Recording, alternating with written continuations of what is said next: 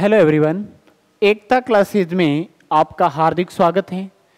इस चैनल पर हम क्लास 12 की मैथमेटिक्स और फिजिक्स को कवर करेंगे। आज हम चैप्टर पढ़ेंगे जो फिजिक्स का फर्स्ट चैप्टर है, विद्युत आवेश एवं क्षेत्र।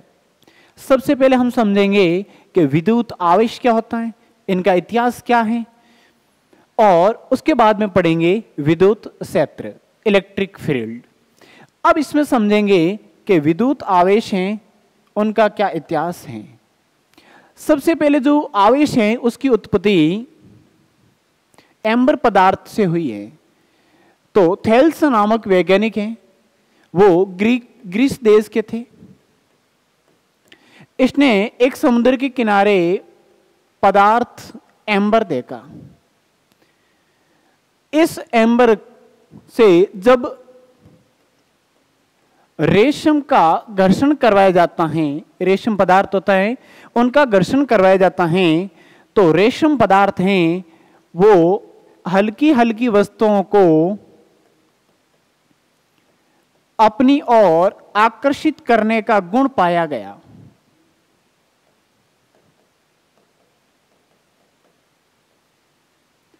और यहीं से विद्युत आवेश कि जो उत्पत्ति का मुख्य स्रोत माना जाता है, और वो मुख्य स्रोत है एम्बर।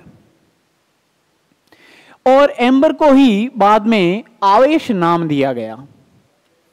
अब उसके बाद में अलग अलग और वैज्ञानिक आए।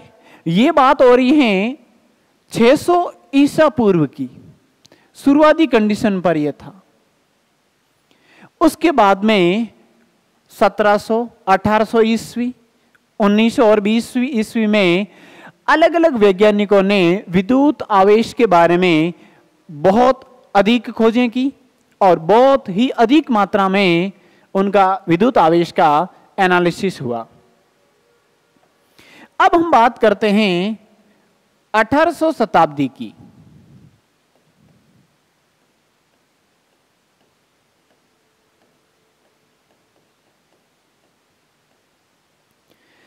अब इसमें जो वैज्ञानिक हैं बेंजामिन फ्रैंकलिन,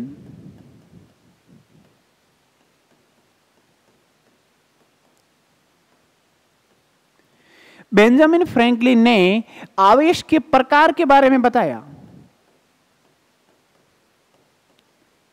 फ्रैंकलिन ने बताया कि आवेश मुख्यतः दो प्रकार का होता है।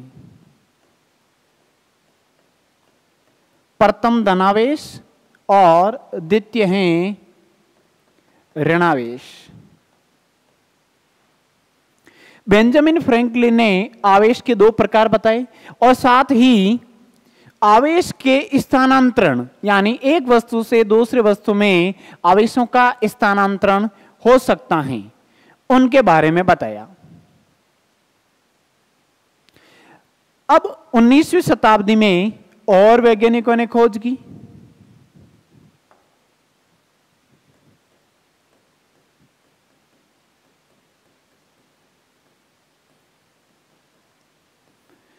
उन्नीसवीं शताब्दी में विद्युत चुंबकीय जो क्षेत्र हैं उनके बारे में ज्यादा एनालिसिस हुआ। और 19वीं शताब्दी में फैराडे तथा मैक्सवेल, फैराडे और मैक्सवेल दोनों ने अपने अपने सिद्धांत प्रस्तुत किए। फैराडे ने विद्युत चुंबकीय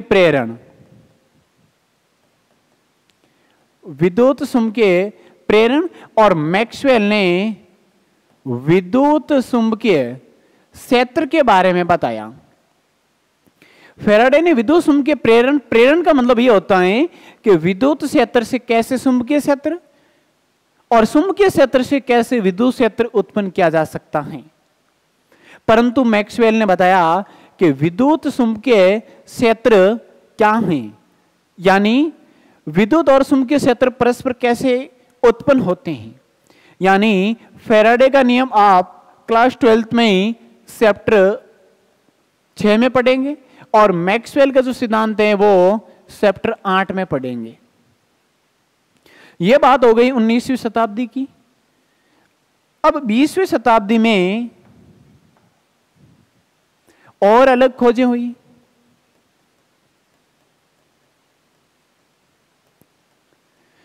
बीसवीं शताब्दी में परमाणु के बारे में खोज हुई कि परमाणु क्या है, उसकी संरचना क्या है, उसमें इलेक्ट्रॉन की जो ज्यामिति है वो कैसी है, कैसे व्यवस्थित होते हैं। तो परमाणु में जो विद्यमान इलेक्ट्रॉन और प्रोटॉन, यानी नाभिक में विद्यमान प्रोटॉन और न्यूट्रॉन के बारे में खोज हुई। इसी इलेक्ट्रॉनों को ऋणावेश और प्रोटॉनों को धनावेश नाम दिया।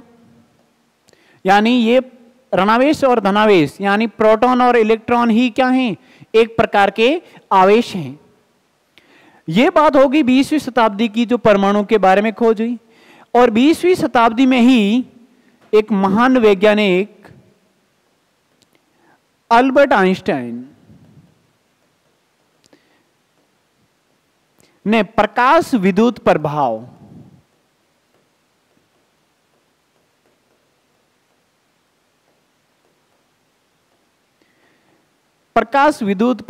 सिद्धांत प्रस्तुत किया। और ये आप प्रकाश विद्युत प्रभाव क्लास 12 का जो चैप्टर 11 है उसमें उनका एनालिसिस करोगे अच्छे से। तो ये तो बात हो गई विद्युत आवेश के इतिहास की, यानी आवेश की उत्पत्ति के बारे में।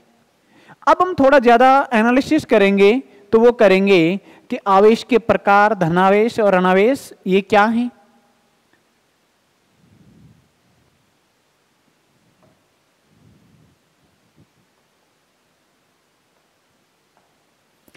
अब जो आवेश के प्रकार हैं,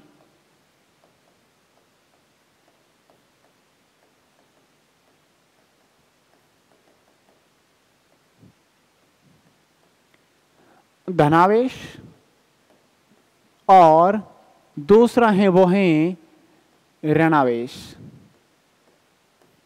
अब धनावेश क्या होता है, देखो, जब कोई पदार्थ अपने में से इलेक्ट्रॉन का त्याग करेगा, तो उस वस्तु पर जो आवेश होगा ना, वो आवेश धनावेश कहलाएगा।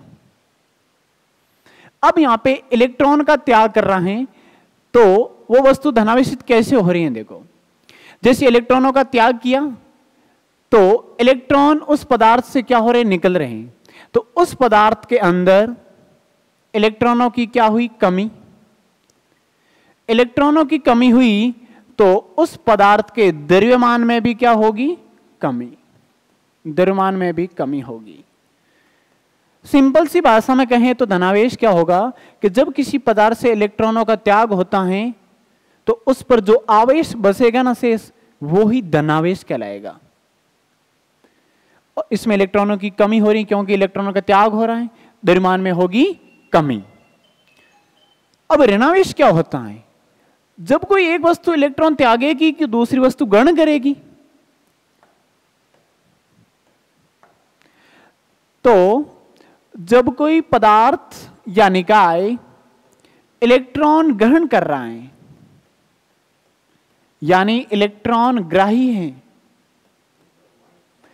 उस कंडीशन में इलेक्ट्रॉनों की संख्या में क्या हो रही है, वृद्धि।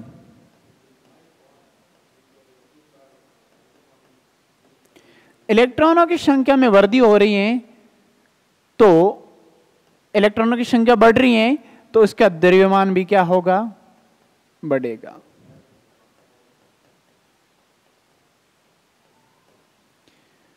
यानी द्रव्यमान में वृद्धि होगी। और आपको पता ही है एक इलेक्ट्रॉन पर द्रव्यमान कितना होता है। आगे हम ये भी पढ़ेंगे कि एक इलेक्ट्रॉन पर आवेश क्या होता है, यानी एक इलेक्ट्रॉन पर न्यूनतम संभव आवेश क्या होता है। तो एक इलेक्ट्रॉन का जो मास होगा वो होगा 9.1 इंटू 10 की पावर -31 kg, इतना सूक्ष्म होता है। अब ये तो बात हो गई धनावेश और ऋणावेश की। इसमें यह भी ज्ञात हुआ, प्रयोगों से स्पष्ट हुआ कि जब दो कोई धनावेशित पदार्थ हैं और इसको पास में लेके आएंगे तो इन दोनों में क्या होगा? प्रतिकर्षण होगा। जब दोनों ऋणावेशित पदार्थ हैं तो भी इसमें क्या होगा? प्रतिकर्षण होगा।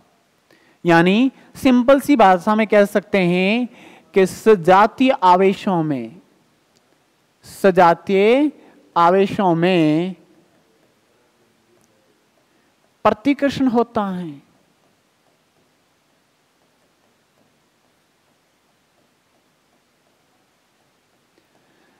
और जब एक धनावेश और एक ऋणावेश हैं तो इनके मध्य क्या होगा? या फिर पहली ऋणावेशित और दूसरी धनावेशित हैं तो इन दोनों के अंदर आकर्षण होगा। यानी विजातीय आवेशों में क्या होगा? प्रतिकर्षण होगा।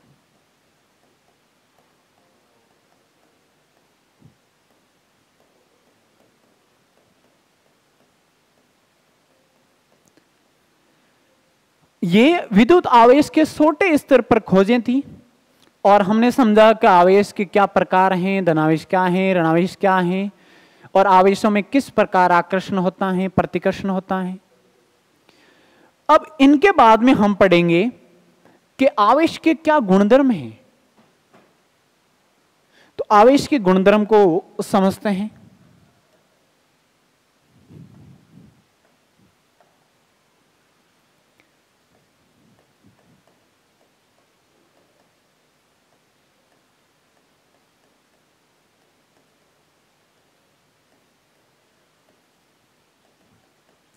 आवेशों के गुणधर्म में कम से कम 4 या 5 गुणधर्म पढ़ेंगे। सबसे पहला गुणधर्म है वो है आवेशों की योज्यता।